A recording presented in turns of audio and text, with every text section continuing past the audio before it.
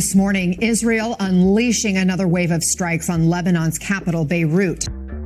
Mental health is underrated. It's one of those things that you don't realize is a problem until your whole life crumbles.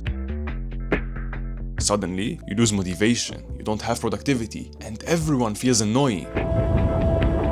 As someone who's been living through all of this lately, I absolutely had to find ways to manage my mental health, so I did my research. So today, I'm sharing with you 4 scientifically proven ways you can apply right now. Plus, if you stick around till the end, I'm going to tell you about that one habit you should stay as far away as possible from because it can seriously harm that frickin' mental health.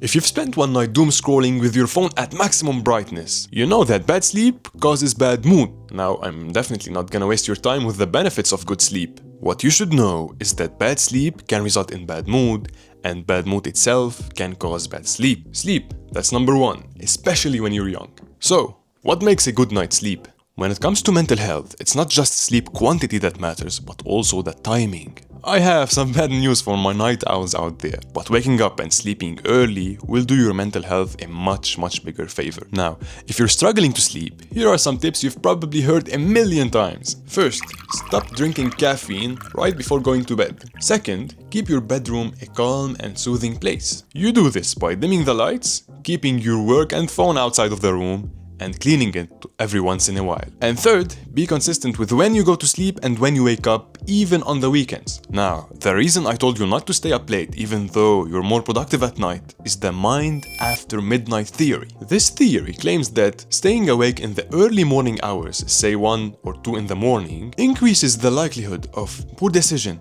negative emotion, and risky behavior, which is exactly the opposite of what you want to do for your mental health. Moving on to method number 2, indulge yourself in a routine. When you're struggling to balance your life, the last thing your brain wants is some extra useless thinking like planning your day. So have a routine going on. This way you'll feel more familiar and less overwhelmed. Now obviously, a lot of routine can cause depression by itself. So what you want to have is a structure that repeats itself every single day, but include variations within this structure. An example of this is starting your day with a breakfast, going to the gym, taking a shower, working, having lunch, work a couple more hours, then rest and go to bed. This would be your main structure. Variations within this structure would be, for example, like one day you entertain yourself with a movie, the other you go for a walk. Or one day you train chest, for example, the other legs.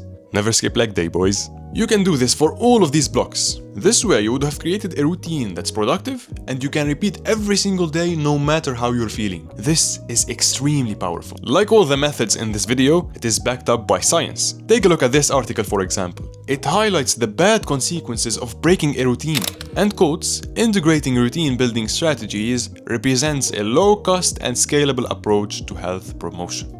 Method number 3, regular exercise. Hear me out. You move, you get stronger, and you build muscle. So now all the single grandmas would be throwing themselves at you. This research over here talks about the importance of physical activity for your mental health. It states, quote unquote, that regular exercise activity improves the functioning of the hypothalamus pituitary adrenal axis, which are some fancy words for lowering your stress levels. So physical activity equals less stress. Sports should be a part of your life even if you're completely fine. Whether it's running, group sports, hitting the gym, or riding bikes, they are all of massive importance when it comes to your physical health as well as your mental one. Not only that, but if you look close enough in the article, you can clearly see that sports help with sleep, which brings me back to method number 1. Combine these two together and suddenly you have a Godzilla of a method to get you back on track.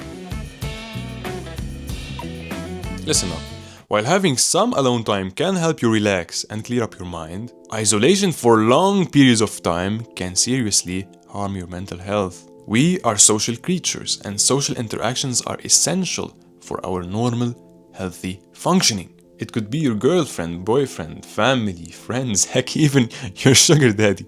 Having the right people around you is beneficial. And let me stress on right people, because turn that around and suddenly you have even more mental health problems. Having people around you is proven to lift your mood and distract you a little bit. That's why you see a lot of gurus recommending it after a breakup, for example. Matter of fact, one of the worst things you could do in these situations is sit alone and overthink. Now don't get me wrong, you should be facing your feelings, but you're better off tackling those issues when you're in a good mood than alone sitting depressed in your room. So to recap, have people around you that will help you overcome the roots of your problems. This, as usual, is also backed up by science, as it says social support has been shown benefit in abating symptoms of depression over time in 82.6% of the studies. What I found interesting though was that according to this sample, friends has been found to be more beneficial than your family. I wouldn't take this as the rule though. Everyone's presence is appreciated. Now that you're set for a better mental health with a well-established routine that involves good sleep,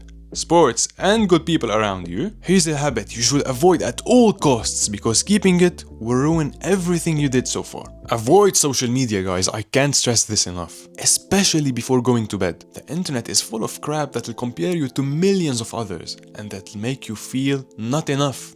It kills your mood and ruins your mental health. Avoid it as much as you can. All of this is easier said than done, especially if you live in a wild environment. However, if you apply those 5 rules into your life, you should be good. And remember that tough times builds character. Now this should be the part where I recommend another video, but since this is the first one on my channel, see you in the next one, I guess. Kaput!